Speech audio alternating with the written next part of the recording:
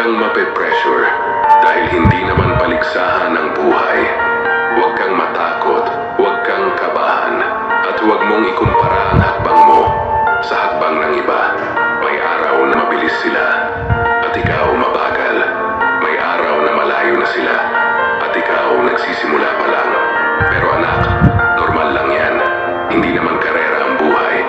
Minsan, mapapahinto ka, mapapagod, mapapaluha. Pero sa bawat luha, may pahinga. Sa bawat paghinga, may bagong lakas. At sa bawat paglapit mo sa sarili mo, may paalala ang may kapal. Anak, hindi mo kailangang sabayan ang lahat. Ang mahalaga, gumagalaw